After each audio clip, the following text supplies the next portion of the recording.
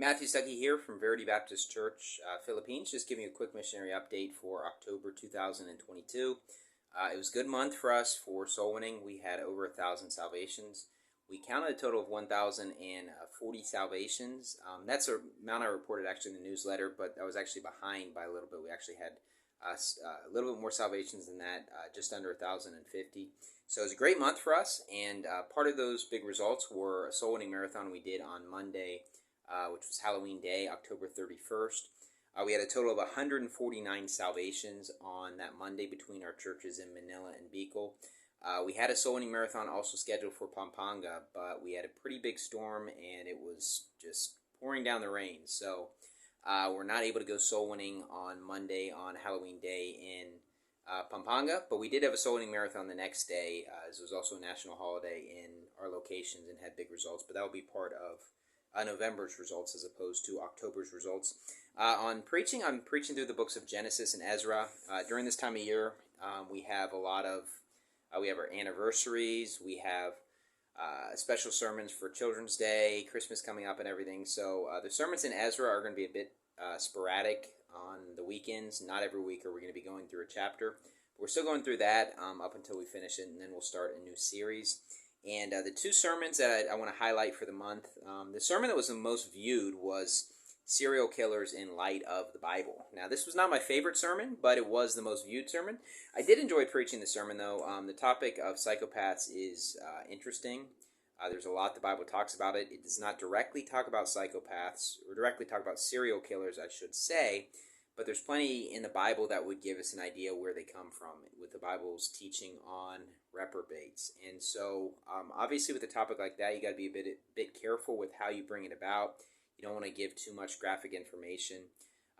The Bible's always discreet about stuff like that, but I do think people should be aware of what the Bible teaches about it. And traditionally, on Halloween weekend, I preach one sermon that is kind of against Satanism or the dark holidays. And then, as we have our Children's Day on the Halloween weekend, we have one sermon that is an edifying sermon. So we kind of did that this year as well. That was the most viewed sermon. The sermon I want to highlight is why Buddhism is the least receptive religion in the world. And this sermon, you might think that, well, I don't have an interest in Buddhism. I'm not going to learn anything. But actually, it was a sermon that I think you could actually learn quite a bit about, even if you have no interest in Buddhism, and about just the Bible in general and things that we can apply to our lives.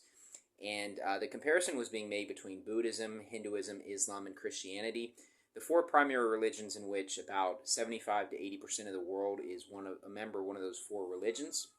There's no question that Buddhism is the least receptive from my personal experience, but when you actually study the religion and know their teachings, their religion is set up to get people not to listen to the gospel, and there's many things that would hinder people from getting saved.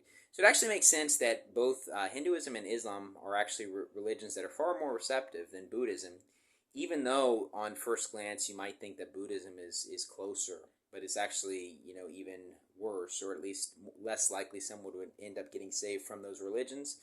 From my experience, also Buddhist countries are very unreceptive to the gospel. But I talked about that. That sermon is the sermon of the month. And you can check that out on our website. And the other thing I want to highlight is the Children's Day we did have on the Halloween weekend on Saturday and Sunday at our churches.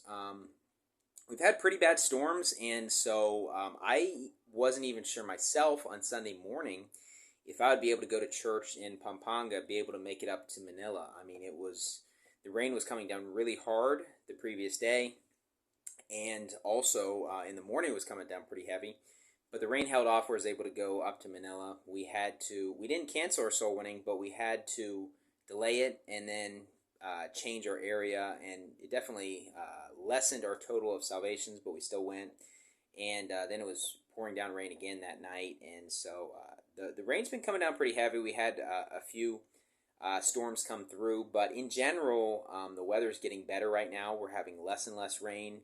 As we get to this time of year, it's starting to be relatively the end of typhoon season. And so we'd expect to have less rain in November than we've had in October. And the peak is really like August, September, I believe, are the 2 months that are kind of the peak. So we're kind of more toward the downward slope. So that's good news. So we expect good results here in these coming months for salvations. The other thing I wanted to make mention of is some people have mentioned this to me both in the Philippines and abroad, that it seems like the Philippines is loosening the restrictions on vaccines and things with COVID and various things like that. And that is true. We're seeing good things take place. We're very happy that our president seems to be lessening some of the restrictions that were there before. Our goal as a church is to be able to have an international mission trip on a yearly basis, and we have not had one in several years. But unfortunately, I'm not planning to do one in 2023. Things are getting definitely a lot better. I just think it would be a little bit too rushed at this point. We already have a lot of stuff that we're planning and activities, and I just don't think it would work out the best. But in 2024, I'm pretty optimistic right now, unless something crazy happens. We're going to be able to start having a yearly missions trip probably around February. And so right now, from my understanding, Rizal Park or Luneta Park, which has been the main area we've gone soul winning before, it's relatively shut down. It's not a great place to go soul winning right now. I do expect that to change before then. There are other soul winning spots, definitely in the Philippines, where you can send a large group of people. There's just still things that would make it very difficult. I don't think it would end up being the best experience for people to come all the way here to the Philippines. It's a long trip. I think they'd be a bit disappointed. But starting in 2024, I believe we can start having an international missions trip where basically we have a set time for people from other countries. February is a good month because the weather is not so bad. It's not so hot. It's generally not rainy. We do have a lot of activities we're planning here in the Philippines.